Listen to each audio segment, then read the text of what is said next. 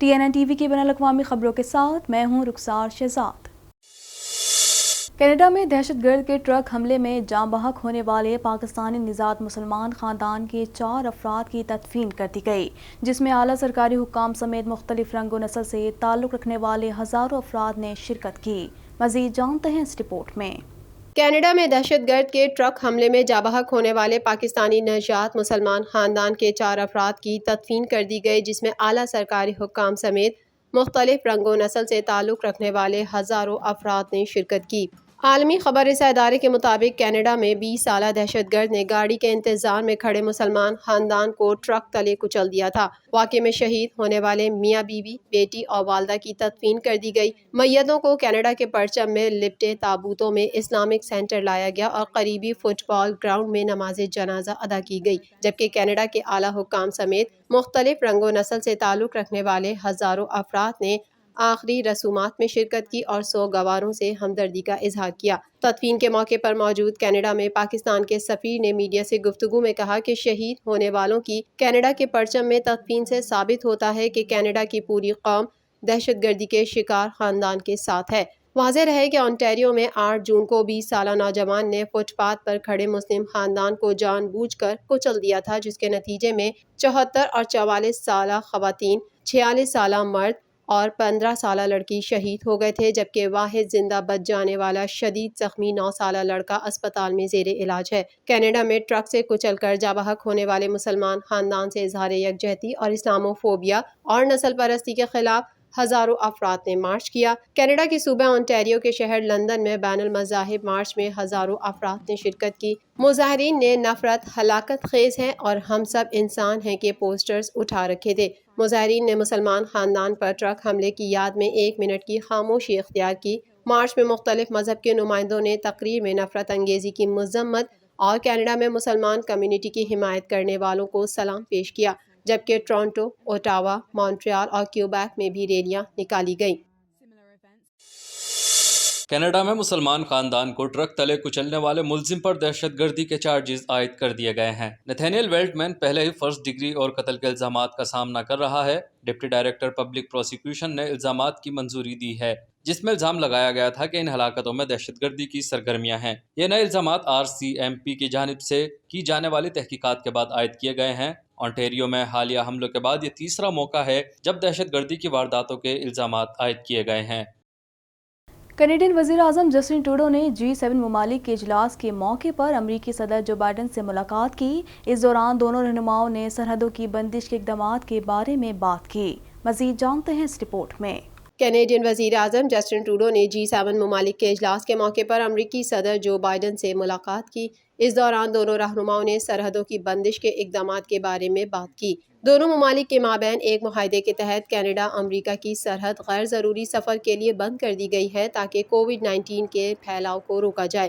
Canada پر بھی دباؤ ہے کہ وہ یہ فیصلہ کرے کہ ریاست ہائے متحدہ امریکہ کی سرحد کو کتنی دیر بند رکھنا ہے، کیونکہ اس کی زیادہ تر آبادی کووڈ-19 کی ویکسین لے رہی ہے۔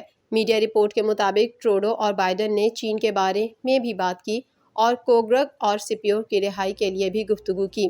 ٹروڈو کے دفتر سے جاری بیان کے مطابق وہ ثقافتی وفود کے تبادلے، مساوات کو فروغ دینے، خاص طور پر کووڈ-19 کے بعد سے معاشی بحالی سے متعلق اقدامات میں تعاون کرنے پر متفق ہیں۔ علاوہ ازیں G7 رہنماؤں نے build back better for world کے نام سے ایک انفراسٹرکچر پلان بھی پیش کیا۔ یہ چین کے بیلٹ اینڈ روڈ انیشیٹو سے مقابلہ کرنے کے لیے تیار کیا گیا ہے، جس نے دنیا کے بڑے حصوں، بنیادی طور پر ایشیا اور افریقہ میں تعمیراتی منصوبوں کا جال بچھایا۔ اجلاس کے موقع پر ٹروڈو نے ایغور اور دیگر اقلیتوں کے ساتھ چین کے کیے جانے والے سلوک کو انسانی حقوق کی منظم خلاف ورزیوں کے مترادف قرار دیا ہے۔ ان کا کہنا تھا کہ ان اقدامات پر چینی عہدیداروں پر پابندیاں عائد کرنے میں کینیڈا نے برطانیہ، امریکی اور یورپی یونین کے ساتھ ہیں۔ انہوں نے اٹلی کے وزیر اعظم ماریو ڈراگی اور جرمنی کی چانسلر اینجلا مرکل سے بھی ملاقات کی۔ مرکل اپنے موجودہ عہدے کی میعاد ختم ہونے کے بعد دوبارہ انتخابات کے خواہاں نہیں ہیں۔ ٹروڈو اپنے G7 ساتھیوں میں وہ دوسرے رہنما ہیں جو طویل مدت سے اپنے عہدے پر ہیں۔ عالمی معیشتوں کے اتحاد G7 ممالک نے غریب ممالک میں موسمیاتی تبدیلی کے چیلنجز مثلاً کاربن کے اخراج کو کم کرنے اور گلوبل وارمنگ سے نمٹنے کے لیے سالانہ $100 ارب کے واجب الادا اخراجات کے وعدے کو پورا کرنے کا عندیہ بھی دیا ہے۔ کینیڈین صوبے اونٹیریو میں ایسٹرازینیکا ویکسین کی دوسری ڈوز کی فراہمی کو تیز کر دیا گیا ہے۔ پہلی خوراک حاصل کرنے والے اونٹیرینز پیر سے اپنی دوسری خوراک 8 ہفتوں کے وقفے سے حاصل کر سکیں گے۔ مزید جانتے ہیں اس رپورٹ میں۔ کینیڈین صوبے انٹیریو میں ایسٹرازینیکا ویکسین کی دوسری ڈوز کی فراہمی کو تیز کر دیا گیا ہے۔ آکسفورڈ ایسٹرازینیکا ویکسین کی پہلی خوراک حاصل کرنے والے اونٹیرینز پیر سے اپنی دوسری خوراک 8 ہفتوں کے وقفے سے حاصل کر سکیں گے۔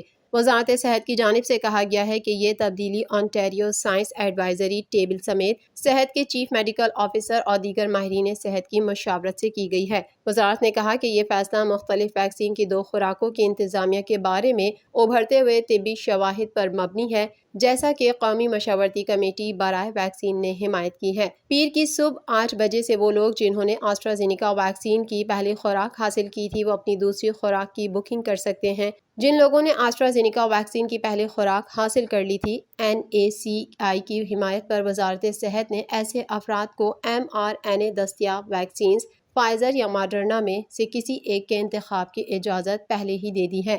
صوبے نے کہا کہ جو رہائشی دوسری خوراک کے لیے mRNA ویکسین چاہتے ہیں وہ صوبائی بکنگ سسٹم کے ذریعے اپنے اپائنٹمنٹ بک کر سکتے ہیں، جبکہ جو لوگ اپنی دوسری خوراک کے لیے ایسٹرازینیکا شاٹ حاصل کرنا چاہتے ہیں انہیں اس جگہ سے رابطہ کرنا چاہیے جہاں سے انہوں نے ایسٹرازینیکا کی پہلی خوراک حاصل کی تھی۔ یہ تبدیلی صحت عامہ کے ماہرین اور مقامی سیاستدانوں کی جانب سے 12 ہفتوں کے خوراک کے وقفے کو کم کرنے کی کال کے بعد سامنے آئی ہے، جس کے نتیجے میں مزید لوگوں کو مکمل طور پر ویکسین لگائی جا سکتی ہے۔ تحقیق سے پتہ چلتا ہے کہ جو لوگ ویکسین کی دونوں خوراکیں حاصل کر چکے ہیں وہ انڈیا میں دریافت ہونے والے ڈیلٹا ویریئنٹ سے زیادہ محفوظ رہتے ہیں۔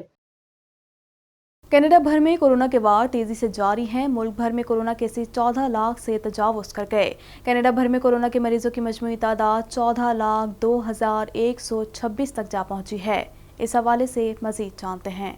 کینیڈا میں کورونا کے وار تیزی سے جاری ہیں۔ ملک بھر میں کورونا کیسز 14 لاکھ سے تجاوز کر گئے۔ کینیڈا بھر میں کورونا کے مریضوں کی مجموعی تعداد 14,02,126 تک جا پہنچی ہے، جبکہ ہلاکتیں 25,931 ہو گئی، جبکہ 13,59,240 افراد صحت یاب ہو چکے ہیں۔ انٹیریو صوبے میں کورونا کیسز کی تعداد سب سے زیادہ ہے۔ صوبے بھر میں کورونا وائرس سے متاثر ہونے والوں کی تعداد 5,39,683 تک جا پہنچی ہے، جبکہ ہلاکتوں کی تعداد 8,957 ہے۔ کینیڈا میں کورونا وائرس کے سبب سب سے زیادہ ہلاکتیں کیوبیک صوبے میں ہوئی ہیں، جہاں کورونا وائرس کے مجموعی کیسز کی تعداد 3,72,989 ہے، جبکہ صوبے میں کورونا وائرس کے باعث ہونے والی ہلاکتوں کی تعداد 11,172 تک پہنچ چکی ہے۔ کینیڈین صوبے البرٹا میں کیسز کی تعداد 2 لاکھ سے تجاوز کر گئی۔ صوبے میں 2,30,463 افراد کورونا وائرس سے متاثر ہوئے ہیں، جبکہ 2,270 افراد ہلاک ہو چکے ہیں۔ برٹش کولمبیا میں کیسز کی تعداد 1,46,176 تک جا پہنچی ہے، جبکہ صوبے میں کورونا وائرس سے ہونے والی ہلاکتوں کی تعداد 1,730 ہے۔ ترکی کے صدر طیب اردوان نے کہا ہے کہ افغانستان سے امریکہ و اتحادیوں کے انخلا کے بعد ترکی وہ واحد قابل بھروسہ نیٹو کا رکن ملک ہے جو وہاں موجود رہے گا۔ مزید جانتے ہیں اس رپورٹ میں۔ ترکی کے صدر طیب اردوان نے کہا ہے کہ افغانستان سے امریکہ اور اتحادیوں کے انخلا کے بعد ترکی وہ واحد قابل بھروسہ نیٹو کا رکن ملک ہے جو وہاں موجود رہے گا۔ میڈیا رپورٹ کے مطابق برسلز روانگی سے قبل ترک صدر نے کہا کہ ترکی ہی انخلا کے بعد افغانستان میں استحکام کا عمل جاری رکھنے کے لیے وہاں موجود رہے گا۔ انہوں نے کہا کہ اس معاملے پر آج نیٹو کانفرنس کی سائیڈ لائن پر صدر بائیڈن سے تبادلہ خیال کروں گا۔ طیب اردوان نے کہا کہ ہماری خواہش یہ ہے کہ امریکہ لیت و لال سے پاک ایسا رویہ اختیار کرے جو نیٹو کے اتحاد اور باہمی تعاون میں اضافہ کرے۔ چین نے G7 ممالک کو متنبع کرتے ہوئے کہا ہے کہ وہ دن چلے گئے جب دنیا کی قسمت کا فیصلہ چھوٹے گروپ کے ہاتھ میں تھا۔ مزید جانتے ہیں اس رپورٹ میں۔ چین نے G7 ممالک کو متنبع کرتے ہوئے کہا ہے کہ وہ دن چلے گئے جب دنیا کی قسمت کا فیصلہ چھوٹے گروپ کے ہاتھ میں تھا۔ عالمی خبر رساں ادارے کے مطابق چین نے دنیا کی 7 بڑی معیشتوں کے گروپ G7 کے ممالک کے سربراہان کے اجلاس میں کیے گئے فیصلوں کو شدید تنقید کا نشانہ بنایا ہے۔ چین نے روڈ اینڈ بیلٹ منصوبے کا متبادل لانے کی G7 کے منصوبے کو ناممکن، جبری مشقت کے الزام کو جھوٹا اور سنکیانگ میں انسانی حقوق کی خلاف ورزی کو بہتان قرار دیتے ہوئے کہا کہ دنیا پر چھوٹے گروپ کی حکمرانی نہیں چلتی۔ چین نے واضح طور پر متنبہ کیا ہے کہ وہ دن ختم ہو چکے ہیں جب چھوٹے ممالک کے گروپ دنیا کی قسمت کا فیصلہ کیا کرتے تھے۔ ان چھوٹے گروپ کے تراشے گئے نام نہاد اصول نہیں بلکہ اقوام متحدہ کے اصولوں پر مبنی عالمی نظام ہی اصلی بین الاقوامی آرڈر ہے۔ چین کی وزارت خارجہ کی جانب سے جاری بیان میں مزید کہا گیا ہے کہ ممالک کے بڑے یا چھوٹے، مضبوط یا کمزور اور غریب یا امیر ہونے سے فرق نہیں پڑتا، تمام ممالک برابر ہیں اور دنیا کے معاملات مٹھی بھر ممالک کے بجائے تمام ممالک کی مشاورت سے چلانی چاہیے۔ واضح رہے کہ G7 ممالک کے سربراہان کا اجلاس لندن میں ہوا، جہاں چینی صدر شی جن پنگ کے اربوں ڈالر کے روڈ اینڈ بیلٹ منصوبے کا مقابلہ کرنے کے لیے گلوبل انفراسٹرکچر اسکیم پر اتفاق کیا گیا۔ سابق اسرائیلی وزیر اعظم نیتن یاہو کا ظلم و بربریت پر مشتمل 12 سال اقتدار ختم ہو گیا ہے۔ نئی اسرائیلی حکومت نے واضح اکثریت سے فتح حاصل کر لی ہے۔ مزید جانتے ہیں اس رپورٹ میں۔